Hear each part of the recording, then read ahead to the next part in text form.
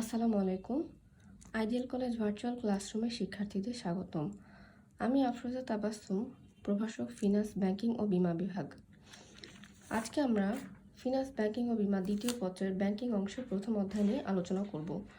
Bank ব্যবস্থার প্রাথমিক ধারণা।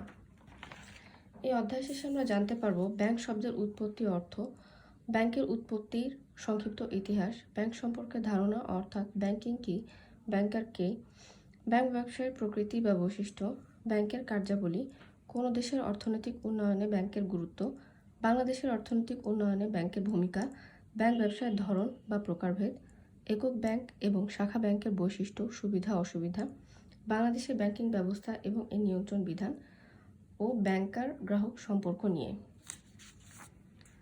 প্রথমে ব্যাংক শব্দের উৎপত্তি এবং এর অর্থ নিয়ে আলোচনা করব। ব্যাংক একটি ইংরেজি শব্দ যার আবিধানিক অর্থ হলো ক্ষেতের আল, নদী, হ্রদ বা জলাশয়ের তীর, কুল কিনারা, তটরেখা, লম্বা টুল বা বেঞ্চ, কোনো বস্তুর স্তূপ ইত্যাদি। ব্যাংক শব্দের উৎপত্তি কিভাবে ঘটেছে তা নিয়ে নানান মত প্রচলিত রয়েছে। কেউ কেউ মনে করেন এর উৎপত্তি ইটালিয়ান ব্যাংকো, ব্যাংকা, ব্যাংকাস ইত্যাদি শব্দ হতে। আবার কেউ কেউ মনে করেন এর উৎপত্তি জার্মান ও অস্ট্রীয় শব্দ ব্যাংকই হতে। তবে ভাষ্যকারদের মধ্যে মতে কিছুটা পার্থক্য থাকলেও সবাই এই মর্মে একমত হয়েছেন যে জার্মান শব্দ ব্যাংকি এবং ইটালিয়ান শব্দ ব্যাংকো থেকেই ইংরেজি ব্যাংক শব্দের উৎপত্তি হয়েছে।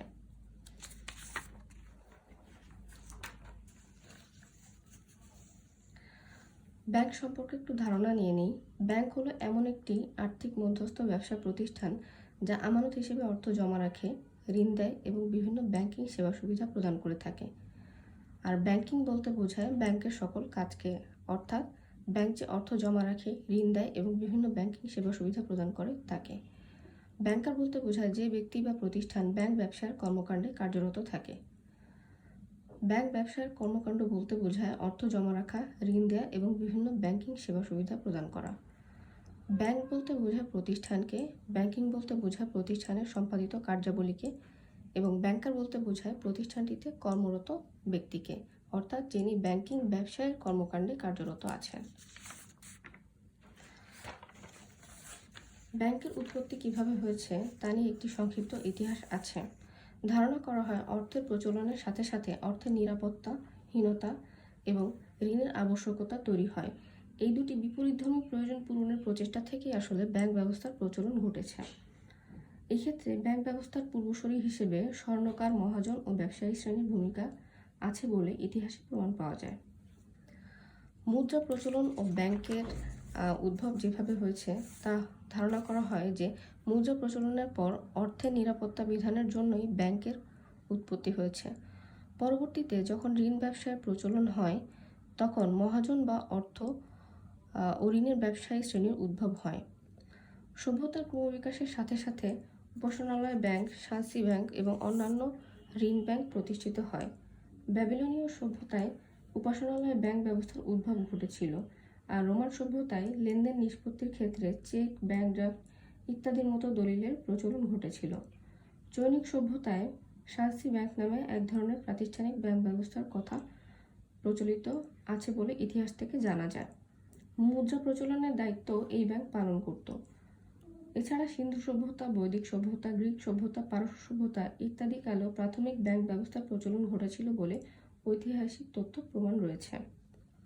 ব্যবসা বাণিজ্যের উন্নয়নের সাথে সাথে ব্যাংকেরও উন্নয়ন ঘটে। প্রাতিষ্ঠানিক ব্যাংক এবং শাখা বা প্রতিনিধি ব্যাংক ব্যবস্থার সূত্রপাত হয়। ব্যবসার উন্নয়নের সাথে সাথে বণিক শ্রেণীর এক দেশ থেকে অন্য দেশে যাতায়াত এবং অর্থের লেনদেনের মধ্যে দিয়ে ব্যাংক ব্যবস্থা সংহত হয়। এরপর ধরেই ব্যাংক ড্রাফট, প্রত্যয়পত্র ইত্যাদি দলিলের উৎপত্তি হয়। এই সময় ব্যবসায়ী সম্প্রদায় প্রতিষ্ঠিত উল্লেখযোগ্য ব্যাংকসমূহ হল ব্যাংক অফ সান জর্জিও, রিক্স bank of Sweden, bank of Prussia, Hindustan bank ইত্যাদি। রাষ্ট্র ব্যবস্থার সংহতির সাথে সাথে ব্যাংক ব্যবস্থার উন্নয়নের ইতিহাস সম্পর্কিত। রাষ্ট্রের প্রয়োজনে মুদ্রার প্রচলন, রাজস্ব সংগ্রহ ও ব্যয় নির্বাহ, রাষ্ট্রীয় অর্থ সংরক্ষণ, হিসাবপত্রাদি রক্ষণাবেক্ষণ ইত্যাদি প্রয়োজনে মধ্যযুগের মাঝামাঝি ইউরোপের কতিপয় দেশের সরকার ব্যাংক প্রতিষ্ঠায় এগিয়ে আসে। এক পর্যায়ে কেন্দ্রীয় ব্যাংকের উদ্ভব ঘটে। রাষ্ট্রের সরাসরি সহযোগিতায় ও কর্তৃত্বে এই পর্যায়ে প্রতিষ্ঠিত ব্যাংকসমূহ হল bank of Venice, bank of Barcelona, bank of England, bank of France ইত্যাদি। উল্লেখ্য, ব্যাংক অফ ভেনিস প্রতিষ্ঠার মধ্য দিয়ে আধুনিক ব্যাংক ব্যবস্থার যাত্রা শুরু। মধ্যযুগের শেষ পর্যায়ে এসে ব্যাংক ব্যবস্থা বিকাশ লাভ করলেও আধুনিক যুগে এই উন্নয়ন প্রবলতর হয়। শিল্প বিপ্লবের পর আভ্যন্তরীণ ও বৈদেশিক ব্যবসায়ের ব্যাপক সম্প্রসারণ ঘটে।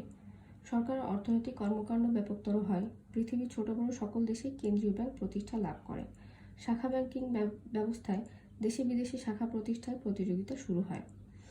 আধুনিক যুগে ব্যাংক ব্যবসায়ের উন্নয়নকে যেভাবে উপস্থাপন করা যায় তা হলো শাখা ব্যাংক ব্যবস্থার ব্যাপক বিকাশ, বিভিন্ন বিশেষায়িত ব্যাংক প্রতিষ্ঠা, কম্পিউটার প্রযুক্তি ও ডাটাবেস ব্যবস্থার ব্যাপক উন্নয়ন, স্যাটেলাইট প্রযুক্তি নির্ভর আন্তঃব্যাংকিং নেটওয়ার্ক প্রতিষ্ঠা, মনুষ্যবিহীন প্রযুক্তি নির্ভর লেনদেনের প্রসার। এটাই ছিল ব্যাংকের উৎপত্তির সংক্ষিপ্ত ইতিহাস। এরপরে আমরা ব্যাংক ব্যবসায়ের প্রকৃতি বা বৈশিষ্ট্য নিয়ে একটু আলোচনা করব। ব্যাংক হলো একটি আর্থিক মধ্যস্থ প্রতিষ্ঠান, অর্থাৎ ব্যাংক অর্থের মালিক নয়। ব্যাংক আমানতকারীদের কাছ থেকে অর্থ সংগ্রহ করে ঋণ গ্রহীতা বা ব্যবহারকারীদের নিকট এই অর্থ সরবরাহ করে। ব্যাংক হলো অর্থ ও ঋণের ব্যবসায়ী। ব্যাংক কোনো পণ্য বা সেবা নিয়ে কাজ করে না, ব্যাংক কাজ করে অর্থ নিয়ে। অর্থ সংগ্রহ করে যাদের অর্থের প্রয়োজন তাদের কাছে অর্থ সরবরাহ করা বা অর্থের যোগানটা নিশ্চিত করাই হলো ব্যাংকের কাজ। ব্যাংকের প্রকৃতি হলো বৃহদায়তন প্রকৃতি। ব্যাংকিং প্রতিষ্ঠান এক মালিকানা বা অংশীদারের ভিত্তিতে গঠনে প্রত্যক্ষ আইনগত বাধা না থাকলেও গ্রাহকদের আস্থা অর্জনের ক্ষেত্রে ব্যাংক সর্বোচ্চ বৃহদায়তন প্রতিষ্ঠান হিসেবে গড়ে উঠেছে। আমাদের দেশে সরকারি ব্যাংক ছাড়া অন্যান্য সকল ব্যাংক লিমিটেড কোম্পানি হিসেবে প্রতিষ্ঠিত হয়েছে। ব্যাংক হলো আর্থিকভাবে সচ্ছল একটি প্রতিষ্ঠান। সাধারণত দায় পরিশোধের ক্ষমতাকে সচ্ছলতা বলে থাকে এবং এটি ব্যাংকের জন্য অত্যন্ত অপরিহার্য বলে বিবেচিত হয়। তার কারণ, আমানতকারীরা যেসব টাকা ব্যাংকে জমা রাখে তারা যখন তাদের সেই টাকা ব্যাংকের কাছ থেকে ফেরত চায়, ব্যাংক তা পরিশোধ করতে বাধ্য থাকে। সেজন্য ব্যাংকে আর্থিকভাবে সচ্ছল থাকতে হবে। ব্যাংক হলো নিরাপত্তার প্রতীক। ব্যাংক নিজের ও পরের অর্থে নিরাপত্তা বিধানে সবচেয়ে আস্থাভাজন প্রতিষ্ঠান হিসেবে দেশে বিদেশে ব্যাপকভাবে সমাদৃত হয়ে থাকে।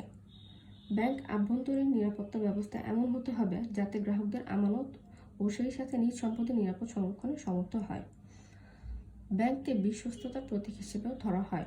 তার কারণ, আমানতকারীরা তাদের সঞ্চিত অর্থ বিশ্বস্ততার সাথে ব্যাংকের নিকট জমা রাখে। সততা ও বিশ্বস্ততা ব্যাংকের একটি অন্যতম বৈশিষ্ট্য। ব্যাংক হলো মূলধন গঠনের কারখানা। ব্যাংক আমানতকারীদের অলস অর্থ জমা রাখে এবং সেই অর্থ বিভিন্ন লাভজনক খাতে বিনিয়োগ করে এবং ঋণদাতাদের ঋণ দিয়ে দেশের বিভিন্ন ব্যবসার বা শিল্প কারখানার তৈরি করে থাকে এবং কর্মসংস্থানের সুযোগ সৃষ্টি করে থাকে। ব্যাংক হলো অর্থনীতির চালিকা শক্তি। ব্যাংক অর্থনীতিকে চালনা করে এবং গতিশীল করে। ব্যাংক সঞ্চয় উদ্বুদ্ধ করে এবং অলস অর্থকে মূলধনে পরিণত করে। এই অর্থ ঋণ দেয় এবং বিনিয়োগ করে, যা দেশের উৎপাদন বাড়ায় এবং কর্মসংস্থানের সুযোগ সৃষ্টি করে। ব্যাংক সেবা বিক্রয় করে থাকে। আমানত সংগ্রহ ও ঋণ দান ব্যাংকের মুখ্য কাজ হলেও ব্যাংক বিভিন্ন সেবা বিক্রয়ধর্মী প্রতিষ্ঠান। ব্যাংক ড্রাফট, পে অর্ডার, প্রত্যয়পত্র ইত্যাদি ইস্যু, সচ্ছলতা সনদ প্রদান, ইলেকট্রনিক ব্যাংকিং সেবা প্রদান, লকার ভাড়া সহ নানান সেবা বিক্রয় ব্যাংকের বিশেষ কার্যগত বৈশিষ্ট্য। ব্যাংক গ্রাহকদের গোপনীয়তা রক্ষা করে থাকে। তার কারণ, কোনো গ্রাহক যখন ব্যাংকে হিসাব খুলতে যায় তার সব তথ্য ব্যাংককে প্রদান করতে হয় এবং সেই সকল তথ্য ব্যাংক গোপন রেখে থাকে। এজন্য গ্রাহকদের হিসাবের গোপনীয়তা রক্ষার জন্য ব্যাংক সর্ববিধ ব্যবস্থা গ্রহণ করে থাকে। এরপর আমরা জানব ব্যাংকের কার্যাবলী সম্পর্কে। জনগণের কাছ থেকে তাদের বিক্ষিপ্ত সঞ্চয়গুলো আমানত হিসেবে সংগ্রহ করা হলো ব্যাংকের প্রধান কাজ। ব্যাংক চলতি, সঞ্চয় এবং বিভিন্ন মেয়াদী হিসাবের মাধ্যমে জনগণের কাছ থেকে আমানত সংগ্রহ করে থাকে। অর্থ পরিশোধ। গ্রাহকরা যে সকল অর্থ ব্যাংকে জমা রাখে তা থেকে তাদের প্রয়োজন অনুযায়ী বা দাবি অনুযায়ী অর্থ ফেরত বা পরিশোধ করা হলো ব্যাংকের অন্যতম কাজ। চলতি ও সঞ্চয় হিসেবে আমানতকারীগণ তাদের আমানত হতে অর্থ ফেরত চাইলে ব্যাংক তা চাহিদা মতো পরিশোধ করতে বাধ্য থাকে। মূলধন গঠন। জনগণের কাছ থেকে তাদের বিক্ষিপ্ত সঞ্চয় সংগ্রহ করে ব্যাংকসমূহ মূলধন গঠনে সাহায্য করে। দেশের শিল্প ও অর্থনৈতিক অগ্রগতির জন্য যে বিপুল পরিমাণ মূলধনের প্রয়োজন হয়, অর্থবাজারের গুরুত্বপূর্ণ সদস্য হিসেবে ব্যাংকগুলো তা সংস্থানের চেষ্টা চালায়।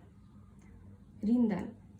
ব্যাংক হলো ধার ও ঋণের ব্যবসায়ী, তাই ব্যাংক আমানত হিসেবে বা অন্য কোনো উৎস হতে সংগৃহীত অর্থ ব্যবসায়ী, শিল্পপতি ও অন্যান্যদেরকে ঋণ হিসেবে প্রদান করে অর্থ উপার্জন করে। যে কারণে উপযুক্ত খাতে ঋণ দান এবং তা যথাসময়ে সংগ্রহ করা সব ব্যাংকেরই গুরুত্বপূর্ণ কাজ হিসেবে বিবেচিত হয়। বিনিয়োগ। ব্যাংক শুধুমাত্র ঋণই প্রদান করে না, বিশেষায়িত ব্যাংকসমূহ এবং ক্ষেত্র বিশেষে বাণিজ্যিক ব্যাংকগুলো বিভিন্ন লাভজনক খাতে অর্থ বিনিয়োগ করে থাকে। বিনিময়ের মাধ্যম সৃষ্টি। কেন্দ্রীয় ব্যাংক নোট ও ধাতব মুদ্রার প্রচলন করে থাকে এবং অন্যান্য bank cheque, draft, pay order cheque, card, ভ্রমণকারীর চেক, প্রত্যয়পত্র ইত্যাদি মাধ্যমে বিনিময়ের মাধ্যম সৃষ্টি করে।